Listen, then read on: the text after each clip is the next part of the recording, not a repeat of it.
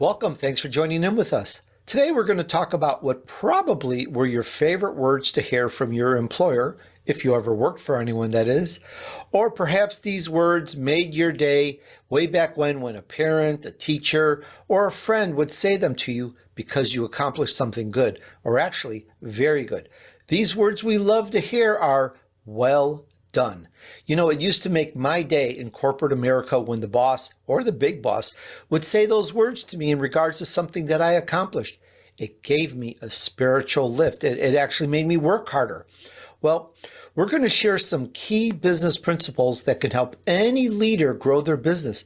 We're going to talk about business well done with Ken Gosnell. And while we're at it, this is all about helping you and your friends turn your vision into reality. We want to help you get really successful, very successful at growing your business to a high sustainable level. And we're going to help turn you into an elite entrepreneur. Meet Ken Gosnell. Check this out. He's failed multiple times and he's learned important lessons from that. Once he lost all his money and learned how to restart and rebuild. And the people closest to him once rejected him completely, and through that, he learned to succeed. Perhaps some of that sounds familiar. Well, today, Ken runs successful retreats, and he's a writer for Entrepreneur, Forbes, and Business.com. I think that says enough. Get ready to make some notes. Let's get into it. Hi, Ken. Welcome to the Tony DUrso Show. Hi, Tony. Thanks for having me.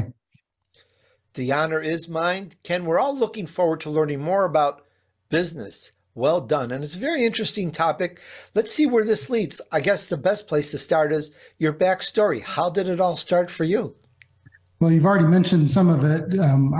I went through a lot of different ups and downs in business and tried to do things what I thought was my way or a smart way to do it. And I ended up hitting my head against the wall a number of times. And so finally I woke up one day and realized that a lot of the answers that I was looking for came out of the Bible and came out of the roots that I'd experienced when I was a kid, some of the lessons that my father had taught me when I was growing up. And so I started to apply those biblical principles, now I call them biblical business principles, to my life, and found that not only I had succeeded, but also a lot of other great businesses that had followed those principles succeeded as well. And so I really tied it down to the parable of the talents in the Bible. Was well done was some of my favorite words, as you mentioned. And what I loved about that story and what I found for most faith-driven leaders is they desired to hear those words as well. Well done, good and faithful servant. And sometimes what I found or thought was that we want to hear those words at the end of our life, but it was kind of a light bulb moment or a defining moment in my life and in my business when all of a sudden I started to understand that well done was words that I could hear every day of my life and through all eternity by using some of the biblical business principles that I found throughout the Bible. That's very interesting. The Bible, this is not the first time someone's mentioned that the Bible has helped them with their business and set up a whole modus operandi and a whole structure for a very successful business. So it's very interesting, very intriguing. We're going to swing back to that just a little bit. But now, so this is how it started for you.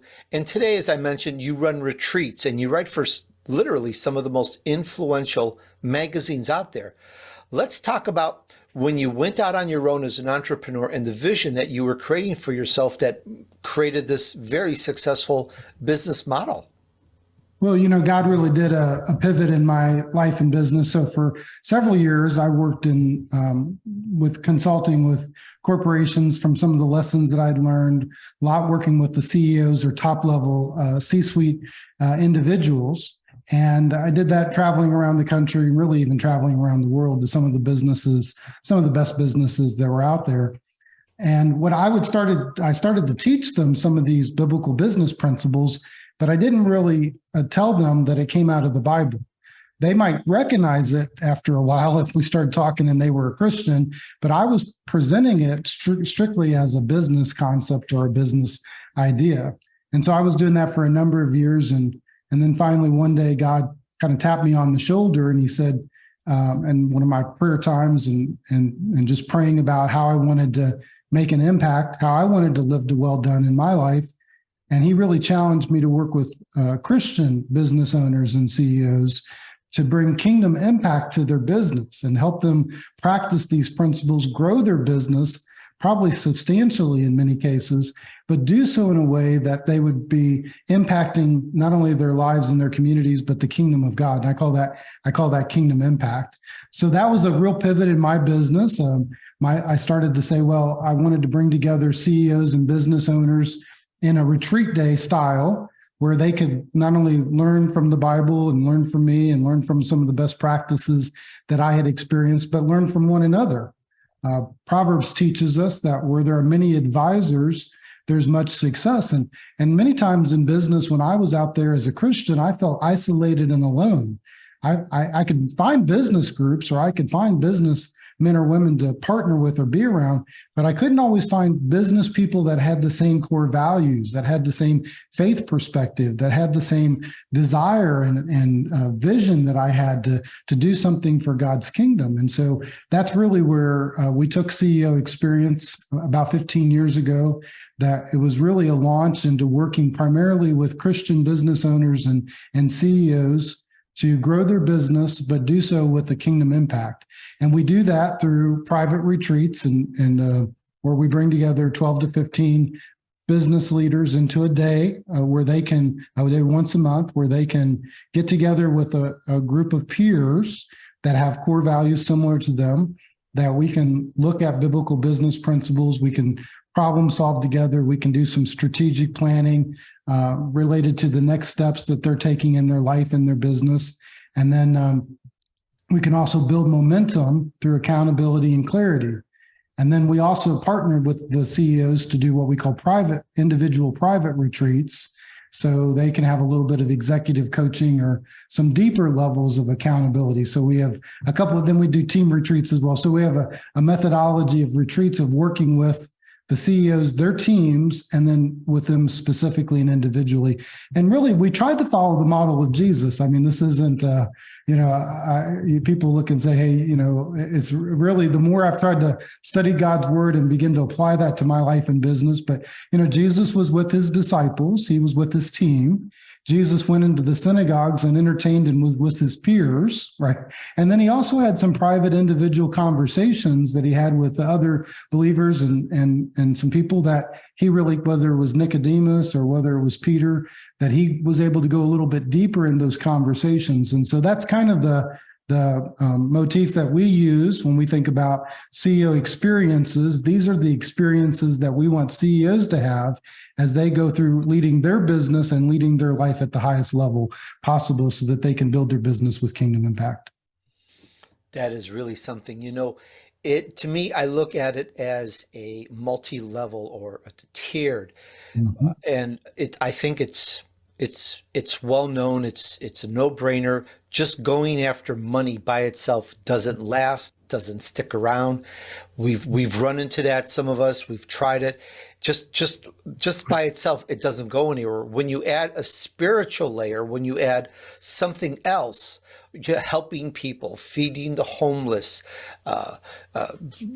in your case, connecting more with God, it brings us to a higher level where, to me, it seems like the money isn't as important, yet the money will flow, but we're working at a higher level. That's kind of like how I'm getting it.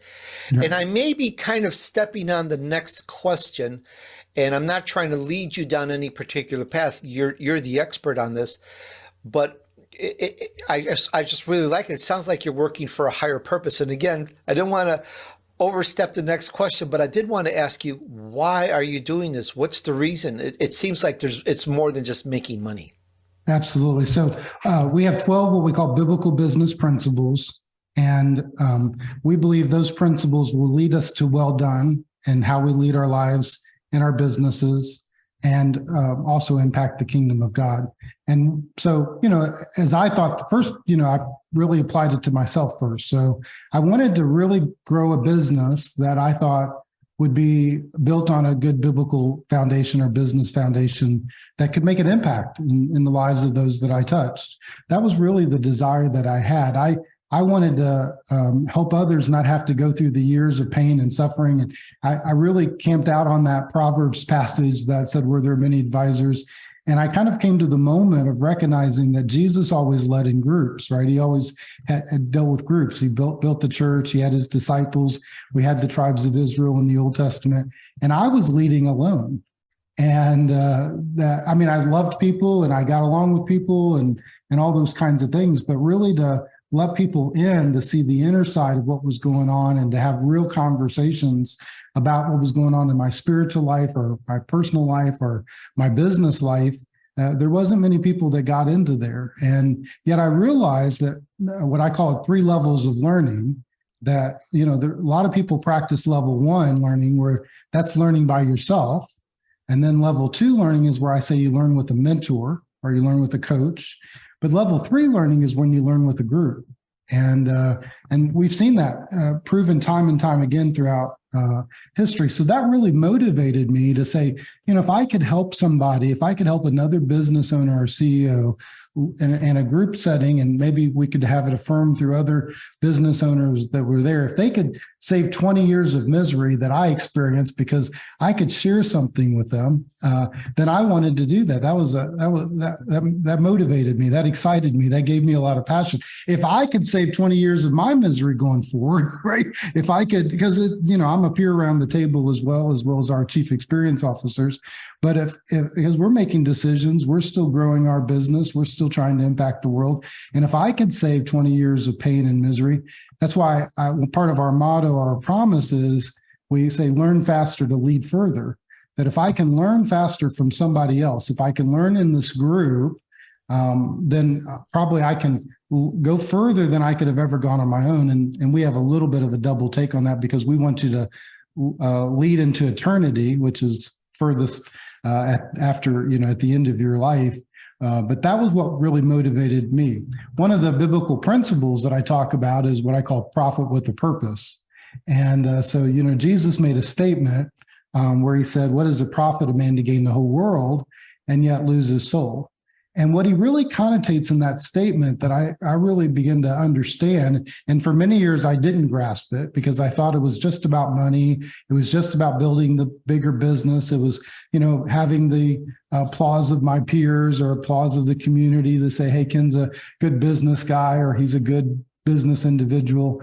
But all of a sudden what God began to do is to say, no, those things are fine, but that's not really leading to well done. Leading to well done is having a purpose behind the profit that you're trying to generate, that you're really making a difference in the lives of others. And so this became my purpose, that I wanted to help Christian business owners all around the world specifically to think about their business as a way, in a different way, as they begin to apply biblical business principles to have kingdom impact.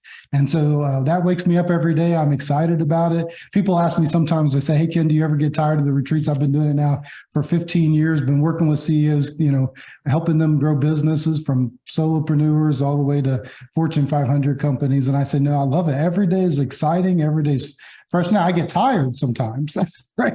But I'm excited because it's a purpose and I'm contributing to the lives of others and they're contributing to my life. And ever since we've made this pivot, this change, I've never felt alone. I felt the presence of the Holy Spirit beside me, but I also had a team of leaders that were walking with me. And that's made the entire difference around my life and around my world. We're talking about business well done with Ken Gosnell, and you can find him at ceoexperience.com. That's 2 words, ceoexperience.com. Ken, let's get into your vision path here. We're entrepreneurs, we're business owners. Help us learn. And I want to go back to this point. You wrote a book on this. You actually got help from the Bible in writing this book and putting this together to help other executives create and run and manage their own successful business? So I'll tell you the complete story, and I'll be totally honest about it, because I'm a business guy, right? And so at first, when I was thinking about my business and what did I need to learn, what mistakes was I making, I decided to research the most successful businesses for the last 150 years. I went all the way back to the 1800s and studied businesses and business books from P.T. Barnum who was one of the first millionaires to walk on the face of the earth, to Henry Ford, to Nelson Rockefeller, all the way through to the 1940s and 50s, and J.C. Penney, who led one of the largest department stores, or the largest department store in America, to current day. I'm looking at like a company like Chick-fil-A or Amazon or Zappos or different companies along those lines. And I wanted to dissect from a business perspective, what were the principles or values that they used to shape their decisions all along the process? Because I felt like if I could get under that aspect of it, then I could really begin to build a successful business. And so I spent about 5 years, Tony, looking at all those businesses and looking at case studies and thinking about those businesses and reading every book that I could find about those businesses and so on and so forth. And as I studied those businesses, it mirrored what had happened in my own personal life, was that I found that those businesses, whether they were Christian or not, they practiced biblical business principles. And I started to see these principles just come off the page. It was just kind of orchestrating together. So then that put me on about a 3-year study where I read the Bible from cover to cover. I read the Bible, complete Bible, but I read every business story in the Bible, thought about every spiritual leader in the Bible. And I mapped all those principles between the businesses and then what I was seeing in the Bible where it came to these spiritual leaders. And I found about 12 principles that were just imminent in every single business that really had uber success. And I also found those principles in every spiritual leader that God had worked with in the Bible. I began to narrow that down because I primarily looked then at Jesus's ministry. I wanted to see specifically if Jesus had followed these principles, because even if they were a great principle, but Jesus didn't do it, then I didn't think necessarily was a principle that we ought to emulate. And I found that all 12 of these principles that I had found in spiritual leaders and in businesses were found in the book of Matthew. And then that kind of surprised me a little bit, but then it didn't, because Matthew was the business guy. He was a tax collector. He was the accountant back in Jesus's day.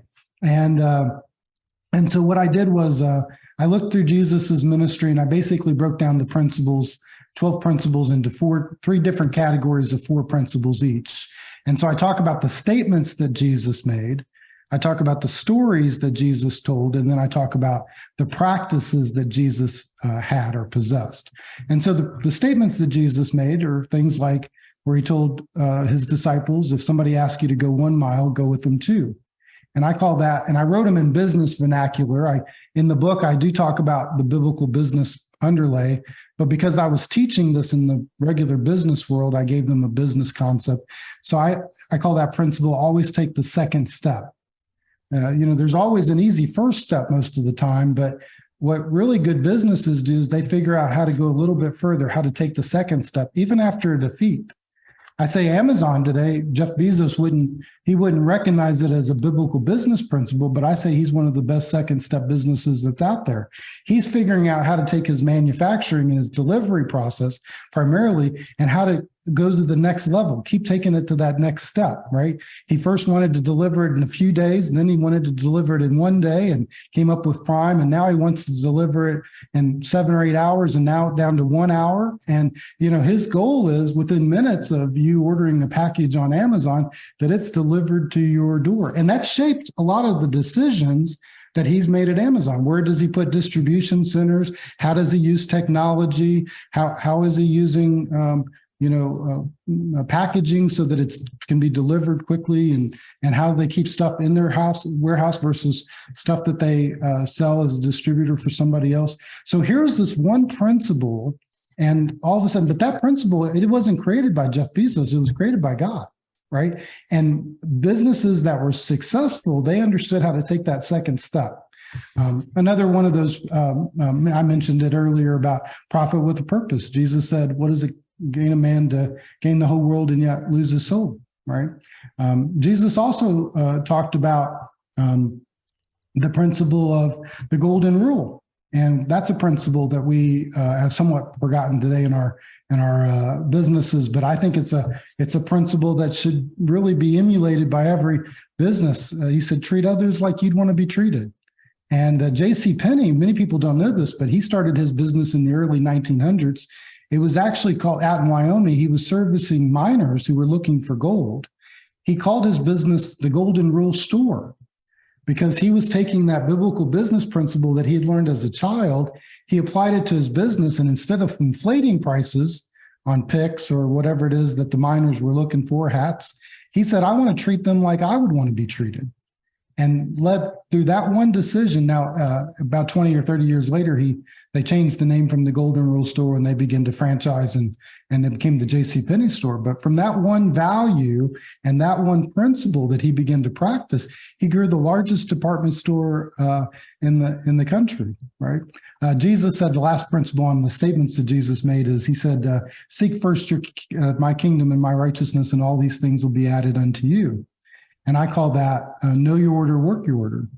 There's a first, there's a second, there's a third. Every good business is built on processes. They have an order to things.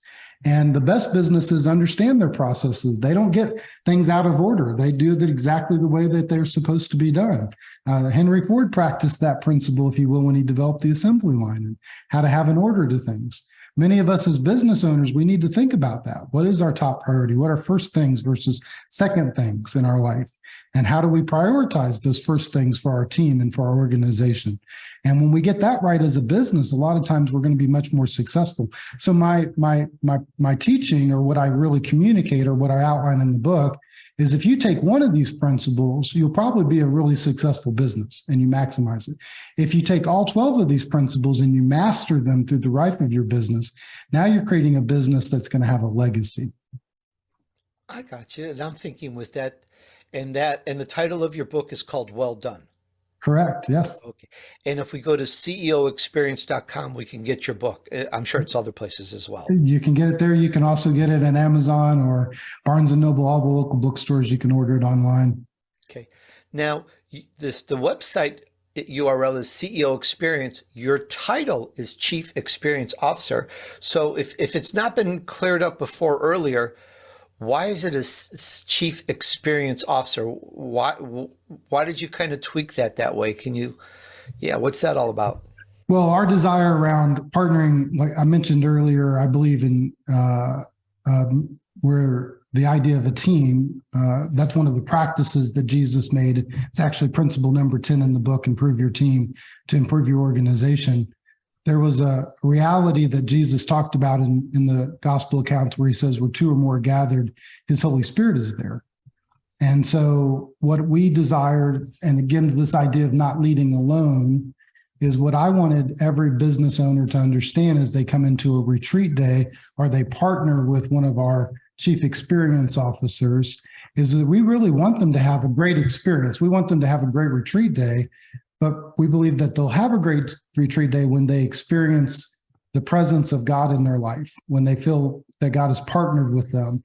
And that's really, we want to hear God's voice. That's really the desire that we have around every retreat day. It's not great about what I say. It's not even great what they say.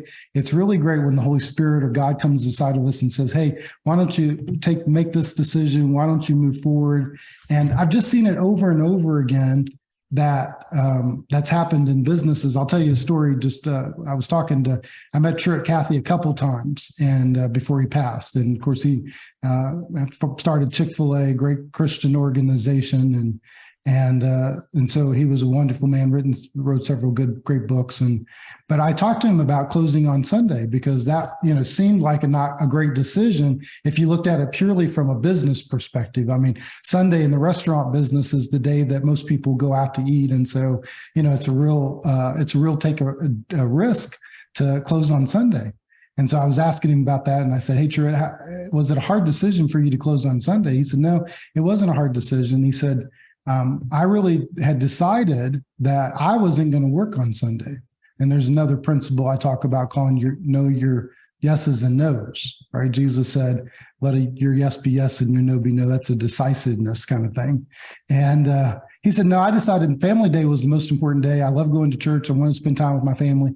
And this was when he had one restaurant. He said, I wasn't going to put my one restaurant above my faith in God. And I knew that if God wanted me to do that, then that was fine. The hard decision was, do I close the entire restaurant and let everybody off that day? And he said, so I went to my preacher. I went to my church, and he said, I was seeking that counsel of what to do. And he said, the preacher said to him, he said, well, Truett, if you want to be at church, don't you think maybe some of your team want to be at church too? I mean, maybe they want that day to go and improve their spiritual life. And Truett, at that point, he knew the golden rule. He said, treat other people like you want to be treated, which of course they've mastered that at Chick-fil-A today with it's my pleasure and so many different ways that they've implemented good customer service in their organization. And so he said, I decided right at that moment, he said, if it was good for me, it was good for my employees, and I wanted them to treat that way. He said, we've never looked back. And now Chick-fil-A is the third largest fast food chain restaurant in the country. It's quickly becoming number 2. And they do as much profit, if you will, profit with a purpose. They do as much profit in 6 days that it takes those other restaurants to do in 7, and more than many that do it in 7 days. And so, just thinking about those principles and how it's shaped, but our desire is really around hearing God's voice. It's that when you come together and you listen to somebody else, a lot of times God will speak through that. And so that's what we think is the greatest experience of all. Ken, in today's generation, if you look at all the different countries in the world, and I've done a lot of looking at cultures everywhere, it just seems to be a sinking ship. We're running faster than ever to make less than ever. It's absolutely appalling. What can we keep in mind to grow our own business? We're entrepreneurs and businessmen here. We want to take our business to the next level, or it could be a startup or what have you. We want to grow. What can we keep in mind that can help us push through and persevere through all of this? Yeah, it's been very difficult, right, in business, dealing with things like the pandemic and the changes and shifts that are taking place in the markets. I mean, seismic shifts. I was talking about the supply chain recently, and I've been through some supply chain issues and problems in the past, but usually you could kind of predict an area of the supply chain. What was happening recently was, you couldn't see it coming. There were just things that all of a sudden would be there one day, and then the next day they weren't, right? Culture is different today. People are different. And it's difficult to lead a business in today's world.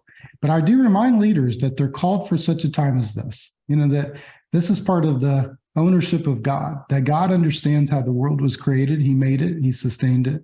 And I asked them one of the principles that I talk about, one of the stories that Jesus tells, the parable of the talents. And I say we need to make the move from owner to overseer.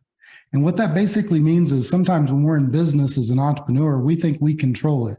And for many years, I tried to control it. I tried to do what I thought was really good for the business. And I thought I had some pretty good ideas, but that business beat me every time. I was always worried. I was anxious. I could never do enough. I could never have enough. I could never, it was just never enough. And God God helped me to realize one day that I wasn't an owner of the business. He owned everything. David said, who was one of the greatest leaders of all time, he said, the earth and everything in it belongs to God, all the people that are included. And so when I made that shift from owner to overseer, what that meant was that he didn't ask me to fix everything. He just asked me to steward the resources and the people and the decisions that he had given to me. And when I made that decision, man, a big weight was lifted off of me, because now I could go and just do my best with what I was facing. And so that's the first decision that I think every business owner needs to make. They need to say, hey, I'm not in control of this, that this is something that if they're Christian, that God's in control of it, that they're going to work their dead level best to be a good steward of it, and any day be ready to give it up. I think that's one of the main things that I would encourage them to think about. I do think that we have an opportunity like never before in our world. I think God is calling Christian CEOs and business owners to become leaders at this moment, that he's asking us to stand out, just like Truett Cathy did, or there's other great leaders that I can mention that have made a difference in the marketplace because of their faith. And too many of us as Christian CEOs, we kind of hide our faith and we say, hey, I don't want to give that credit, or I don't want to acknowledge that. But, Jesus said, if we acknowledge him before men, he'll acknowledge us before our Father that's in heaven. And realistically, the only thing that's going to save our world, the only thing that's going to save our people, the only thing that's going to save business is if we get back to some Christian principles and Christian values that the best businesses of the world have been built on. Ken, let's talk a little bit more about validation and well done and how to use that to really improve our business and take things to the next level.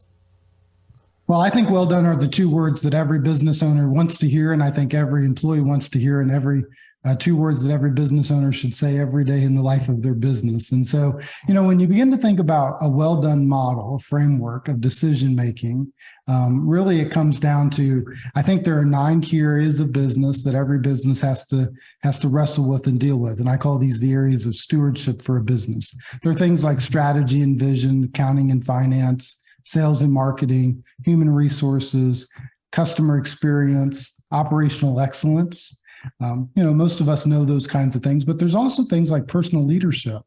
How do we grow ourselves and grow those that are around us?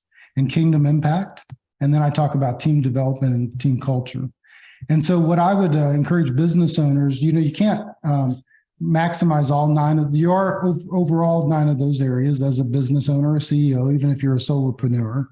But what I would challenge you is to know your order, work your order. I would say, hey, let's pick the one area right now this year that God is calling you to be a good steward of. And let's begin to maximize that area of that business. And a lot of times it's starting with strategy and vision. It's helping them to understand their purpose in the business. It's understanding the core values. It's who they are. How do they want to show up in the business? How can they become a market leader? How are they different than their competitor? And all of a sudden, when they get clarity on that, man, that begins to give them power, gives them motivation, not physical, but motivation. It gives them encouragement. It gives them inspiration. I say when the leader is clear, everything and everybody in the organization becomes clear. Most of the problem in businesses today is we just have a lot of unclear leaders. We don't have certainty. We're trying to be everything to everybody, or we're trying to solve every problem. We're trying to run from this fire to that fire and put it out. And I say, no, let's take a step back and let's get clarity. You don't have to do everything, but you do have to do things with clarity. Jesus came and he was very clear, right? He knew exactly what he was going to do. And I also talk about he knew his order. So he had clarity where he was going. He had a good 3-year vision, but he also knew his order. And people think this is really surprising when I tell them that, Jesus only really did 3 things throughout his 3 years of ministry. He was very focused. He was very clear. His number one priority was to train and equip the disciples. Every time that he was throughout the gospel account, he's with his disciples. He's teaching them. And training them. He's showing them. He's letting them see how he interacts. In Matthew 10, he empowers them. He sends them out. He delegates to them and gives them power and authority to go and do things that they had never done before. And so, sure, they failed, but he was there to equip and train them. And then the second thing he did was he interacted with the crowds to do miracles and to reinforce the message of what the disciples were going to teach.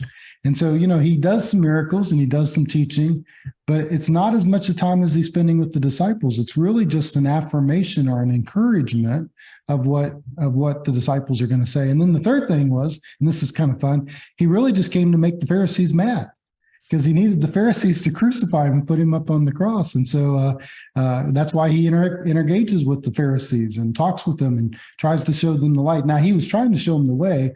They took it and got angry and frustrated with him. But he had 3 purposes. He knew his order, 1, 2, 3. He didn't ever get missed. He never mixed them up. He knew exactly where he was supposed to be. He was a leader that never let out of breath, because he was very focused and he was very clear about what he was trying to accomplish.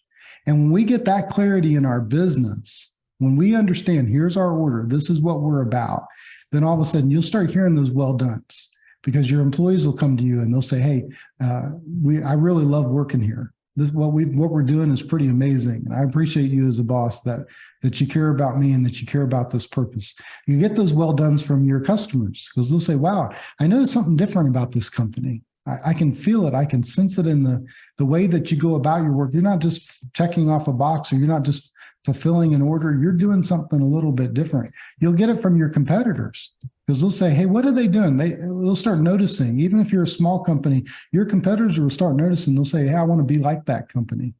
And I say, when we start doing that, all of a sudden, then also I say kingdom impact comes, and, God will look down and he'll say, well done. Because he'll say, you're not just building a bunch of widgets or producing profits. You're actually making the difference for my kingdom, and you're elevating my principles you're making a difference, you're making an impact. I'll share one other story about this. It can be just simple things, right? It doesn't have to be something huge and different, but it's all about clarity. And I had a business, I work with a company, I still work with them in the Washington, D.C. area. And it was a small company. They did a lot of, they were a distributor of paints and wood finishes and a lot of sundries for woodworkers and companies that did a lot of different types of cabinets and so on and so forth. And the business owner and I were talking one day, and he got clear about his purpose. And he said, I want to make a difference through this business. We're a small business, but I want to make a difference with my employees, and I want to make a difference for God's kingdom. And I said, well, let's start praying about that. Let's get clear about what does that look like. And he was great. He'd been in business for a long time. His customers were pretty satisfied with him. He was a good business. Right? He was good. He was there, and he was stable, but he wasn't a great business yet. And I challenged him. I said, hey, I think there's something more in you. You have a greater capacity to do something that is really different. And so he said, what is it? And I said, let's discover that together. So we started praying about it. Here again, this experience moment, right? I said, let's pray about this together, maybe over 30 days or so, and see what happens. And he calls me up and he said, Ken, I got it. And I said, what? And he said, Bibles. And that, he's a wood, he's a distributor, right? He's sending out trucks over the Beltwell with chemicals in them and all these kinds of things. And he calls up and he says, Bibles. And I said, Bibles, what are you talking about? He said, Ken, I want to make a difference by giving out Bibles through my organization. He had this beautiful showroom. It was beautiful. He had contractors come in and families and different people come in because they were picking the color for their cabinets and wood and all this kind of stuff. And he said, I want to make a difference. I want to do something for God's kingdom. And I want to give away Bibles. Now, he didn't believe, and I didn't believe even at that point, how many Bibles or whatever the case was. It was like, who's going to take them? How many people are going to see them? And we didn't have the answers to all those questions, right? But I said, well, hey, you need to go get some Bibles. And so sure enough, he goes at lunchtime that day and he picks up 5 application Bibles, these big, thick Bibles, that are about $60 a piece. And because he's thinking, if I give away 6 Bibles, that's a pretty good deal. And I've just impacted 6 people's lives. And man, that was the best day in his business, he said, in 35 years of business. And so sure enough, he goes to the bookstore, he buys these Bibles, brings it back, brings it in the showroom, gets a piece of paper and just gets a permanent marker, writes on the top of the thing, it says free Bibles. And so he goes into his office, and a few hours later comes back out, and all 5 Bibles are gone. And so he asked one of his guys, he said, hey, where'd those Bibles go? And the guy said, I don't know. I've been dealing with customers. And he said, I guess the employees picked it up, or maybe a customer picked them up. He said, they were free, weren't they? And this guy said, yeah, they were free. So he calls me up. He says, Ken, you'll never guess what happened. I said, what? He said, we gave away the Bibles. I said, you know what that means, don't you? And he said, yeah, I need more Bibles. And so today, catch this, Tony, this is pretty amazing, right? So clear in his purpose, that his purpose is to honor God through his business. Today he gives away 3 sets of Bibles in his showroom. He has English Bibles. He has Spanish Bibles because he has a number of people that they don't speak English, but they speak Spanish, and so he wanted to serve them. And then he gives away children's Bibles because he knew that there's lots of people that may have kids that come into the showroom, and he wants kids to have Bibles. Today, his business gives away over 3,000 Bibles in the Washington, D.C. area. I just think that's amazing, right? Now, he's motivated by that purpose. It's something that's different, but he's clear. He understands, and he measures that, and he knows that impact that he's had. I mean, and he's not bragging about it. I brag about it, but he doesn't brag about it. He wants to be faithful. He wants to be clear in what he's doing. And so, that clarity gives motivation. That clarity gives passion. That clarity gives encouragement to make it through those difficult days in your life, because you're doing something that's worth doing. That just shows when you work on a higher level purpose that the business almost seems to take care of itself and rolls, just as we mentioned much earlier at the beginning of this interview. And once again, we talked about business. Well done with Ken Gosnell. And again, he's at ceoexperience.com. Ken, motivational, inspirational, lots to think and ponder about on this. I love it. Thank you so much for sharing with us today and telling us these stories. Really, really great to have you on today. Thank you, Tony. I really appreciate it. Hey, thanks for hanging out with me while I featured an elite entrepreneur who took his vision to reality. We discussed business. Well done with Ken Gosnell. We talked about so many things. He gave us so many stories and pointers. And perhaps what is profound is that he wrote a book and actually got help from the Bible. We talked about what is CEO experience. He defined that and explained it. We talked about the sinking level of degradation in society, which is appalling. And what can we do about it to help us grow our business? What can we keep in mind? And how can we take our business to the next level? We spoke about validation, well done, and quite a few other points and stories. So let me ask you, what did we discuss that resonated with you? Please let me know and share this with a few friends to help them too. It's friends helping friends that are going to get us through anything and everything and help us succeed better. Don't you think? I think so. All right. Use this and let's help you move on your journey to success. Thanks. And remember, just take action. Success awaits those who persevere and remain steadfast despite the odds. Sow good seeds. Do good deeds. And join me on the next episode of The Tony DUrso Show.